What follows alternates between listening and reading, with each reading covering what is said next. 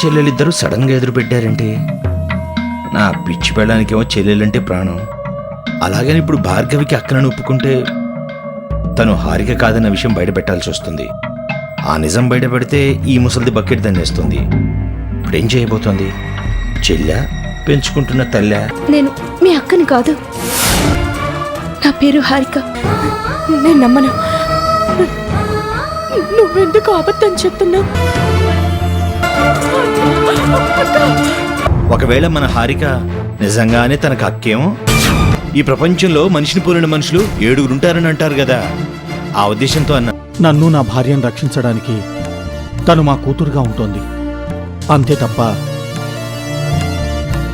తను మా కూతురు కాదు.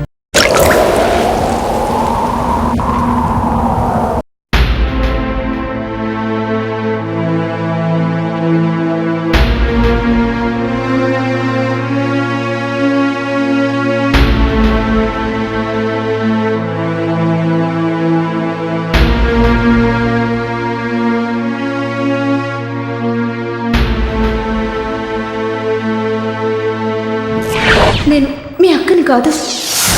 నా పేరు హారిక. వీళ్ళు మా అమ్మ, నాన్న.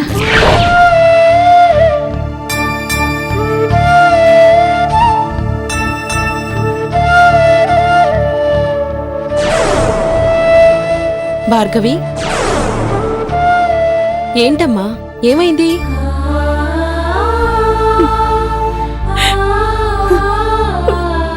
ఏంటమ్మా కన్నీళ్ళు? ఎందుకంత బాధపడుతున్నావు?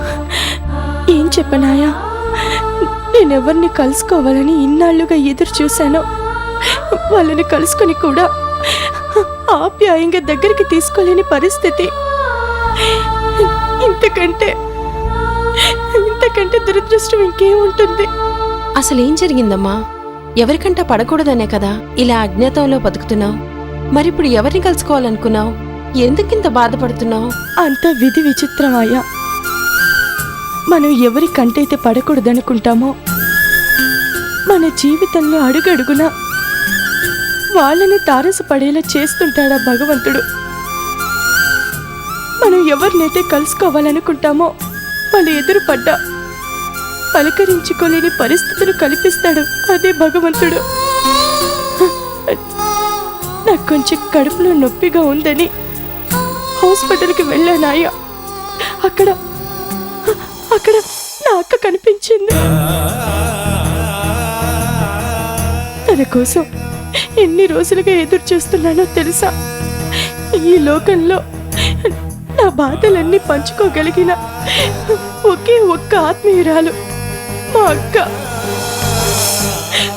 అలాంటి అక్క ఈరోజు నేను పలకరించిన ఎవరో ఏంటో తెలియనట్టుగా వెళ్ళిపోయింది. నా జీవితంలో ఇలాంటి పరిస్థితి ఎదురవుతుందని నేనెప్పుడు అనుకోలేదాయ్యా. ఏంటోనమ్మా, నువ్వేంటో నీ జీవితం ఏంటో నాకస్సలు అర్థం కావడం లేదు. అసలు నీ జీవితంలో ఏం జరుగుతోంది?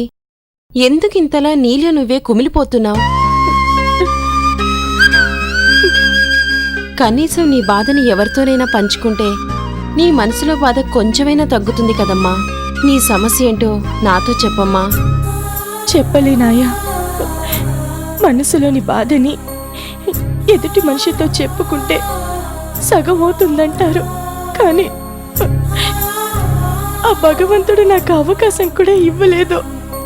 నా బాధని ఇంకొకరితో పంచుకునే పరిస్థితిలో లేను. నన్నేమీ అడగొద్దు.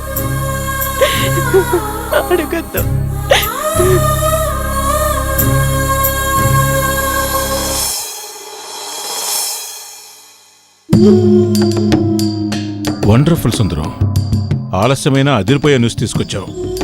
ఆ అవినాష్ గాడు రాజేంద్రకి ప్రాజెక్టుల మీద ప్రాజెక్టులు అప్పగిస్తుంటే లింక్ ఎక్కడుందా అని తెగ కన్ఫ్యూజ్ అయిపోయాను. ఇదన్నమాట సంగతి. ఆ అవినాష్ గాడిని వాడి పెళ్ళాం వదిలేసి వెళ్ళిపోతే నా తమ్ముడు వదిలేసిన ఆ భార్గవి అవినాష్ గాడికి సెటప్గా మారి రాజేంద్రకి ప్రాజెక్టులు వచ్చేలా చేస్తుందన్నమాట. అవును సార్, ఆ భార్గవి అవినాష్ ఇంట్లో ఉన్న విషయం కానీ తనకి ప్రాజెక్టులు రావడానికి కారణం ఆ భార్గవి అన్న విషయం కానీ ఇప్పటి వరకు రాజేంద్రకి తెలియదు. అయితే అజ్ఞాతంలో ఉండి ఆదుకుంటుందన్నమాట. నా తమ్ముడు వదిలేశాక అదేమైపోతుందా అనుకున్నాను. పర్వాలేదు, మంచి సౌండ్ పార్టీనే పట్టింది. ఈ ఆడాళ్ళకి ఏ టైంలో ఎవరిని పడితే వర్కౌట్ అవుతుందో బాగా తెలుసు సుందరం.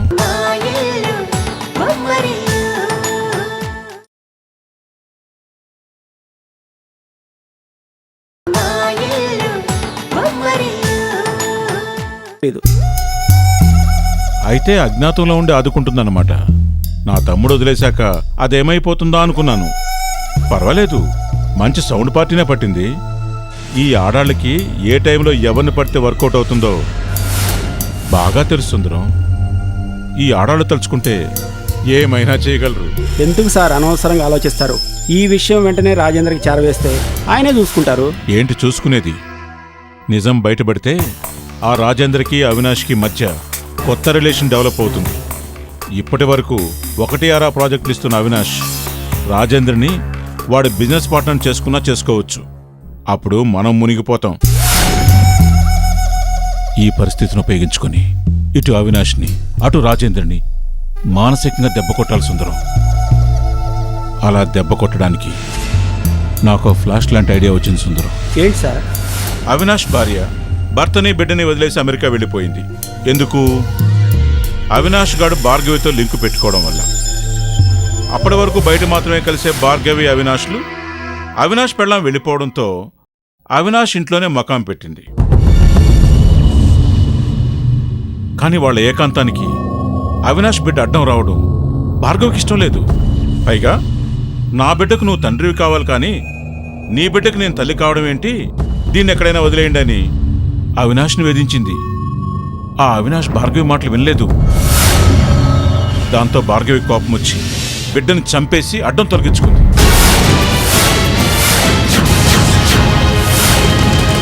భార్గవి అలాంటి మనిషి కాదు సార్.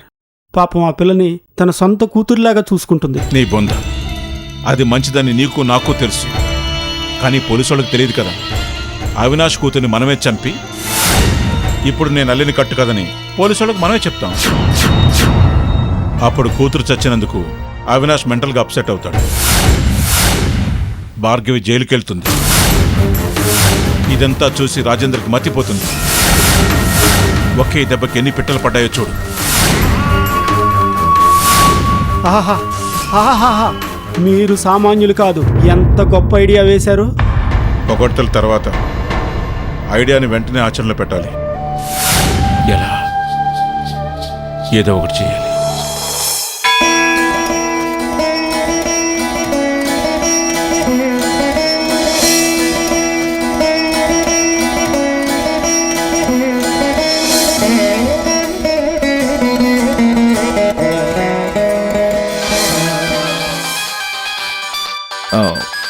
నేను ఫోన్ మాట్లాడొస్తాను, మీరు గుళ్ళోకి వెళ్ళండి. అలాగే బాబు, తొందరగా వచ్చే.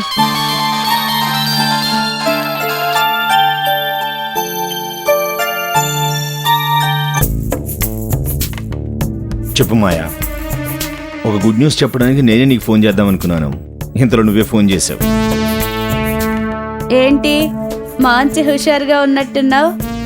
అనుకున్నట్టే ఆస్తి మొత్తం కొట్టేసావా ఏంటి? ఆస్తి ఎక్కడికి పోతుంది మాయా, ఎలాగో మన చేతికి వస్తుంది. ఈరోజు మా పెళ్లి రోజుని చెప్పేసరికి మా అత్త మళ్ళీ శోభనం ఏర్పాటు చేస్తోంది. అంటే నువ్వు మళ్ళీ నీ పెళ్ళంతో సెటిల్ అయిపోతున్నావా? అక్కడికెళ్ళి డబ్బులు తీసుకొస్తావనుకుంటే వదిలేసిన పెళ్ళంతో కళ్ళలు కట్టు కూర్చున్నావా? సిగ్గులేదు? సిగ్గెందుకే, ఎంత వదిలేసినా అది నా పెళ్ళామే కదా.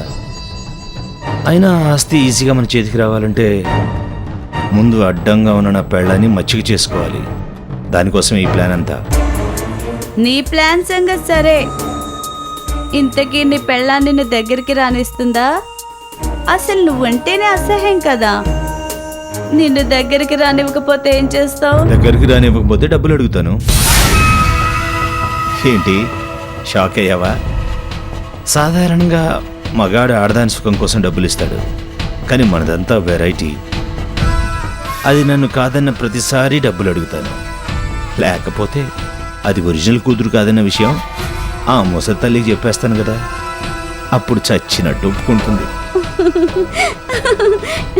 నువ్వు సామాన్యుడు కాదు. సామాన్యుని కాదు కాబట్టే ఇన్ని చావు తెలివితేటలున్నాయి. సర్లే, రేపు ఉదయం వరకు నేను చాలా బిజీగా ఉంటాను. అప్పటి వరకు ఫోన్ చేయకు. నేనే ఫోన్ చేసి కొత్త విషయాలు ఏమైనా ఉంటే చెప్తాను. సరేనా?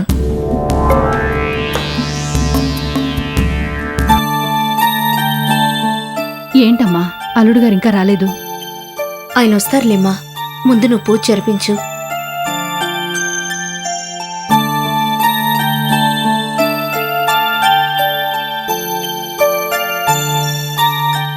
ఈ రోజు మా అమ్మాయి పెళ్లి రోజు. అమ్మాయి పేరు మీద అల్లుడి పేరు మీద అర్చన చేయించండి. పేరేంటమ్మా? హారిక. మీ ఆయన పేరు?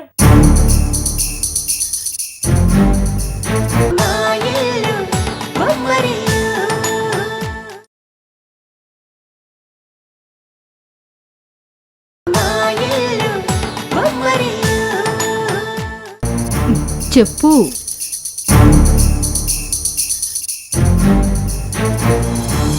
అల్లుడి పేరు ధనుష్ పూజారి గారు.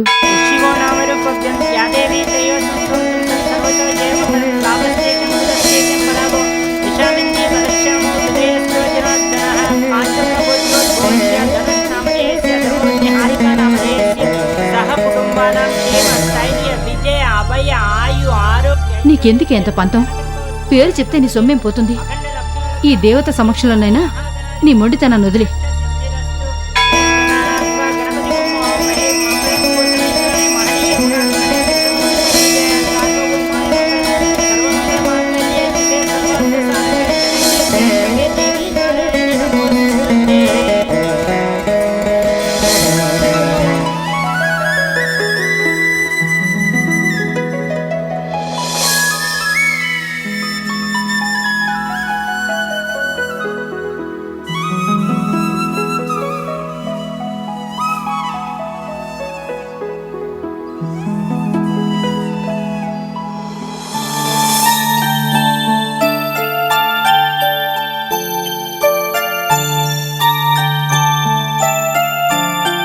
నీకెంత చెప్పినా నీ పద్ధతి మార్చుకోవేంటమ్మా? అల్లుడి మీద నీకెందుకంత కోపం చెప్పు? మీరిద్దరూ కలిసుండాలన్న నా కోరిక తీర్చవా? ఏంటమ్మా, గుళ్ళో కూడా ఈ టాపికేనా? నీ మాటకు విలువిచ్చే కదా నీతో గుడికొచ్చాను. ఇంకా ఎందుకు బాధపడతావు? నువ్వేం చెప్తే అదే చేస్తాను. నాకెవరి మీద ఎలాంటి కోపమూ లేదు, సరేనా? నేను వెళ్ళి గుడి చుట్టూ ప్రదక్షిణలు చేసొస్తాను. నువ్విక్కడే కూర్చో.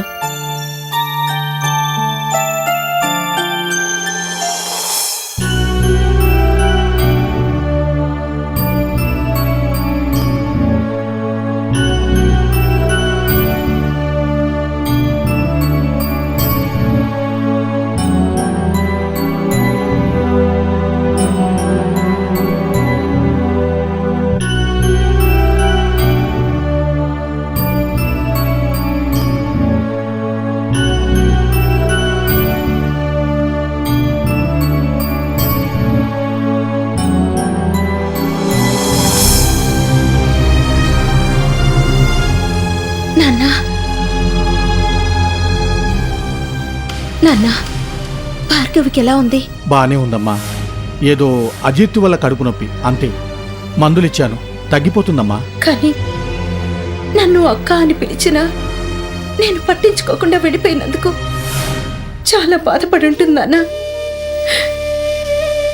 చూసారా, ఆ భగవంతుడు నాకు ఎలాంటి పరిస్థితి కల్పించాడో. నీ పరిస్థితి ఏంటో నాకు తెలుసమ్మా. ఎదురుగా చెల్లెల్ని పెట్టుకుని తను పడే బాధను చూసి తట్టుకోలేక నువ్వెంత మానసిక క్షోభకు గురయ్యావో నేను అర్థం చేసుకోగలనమ్మా. కానీ ఆ పరిస్థితిలో నువ్వు అలా ప్రవర్తించి నీ గొప్పతనాన్ని రుజువు చేసుకున్నావమ్మా. అలాగని నా మూలంగా మీ అక్కా చెల్లెళ్ళిద్దరూ ఒకరికొకరు దూరం కావడం నేను సహించలేనమ్మా. అందుకే నువ్వు తన అక్కవేనని నేను భార్గవితో చెప్పాను.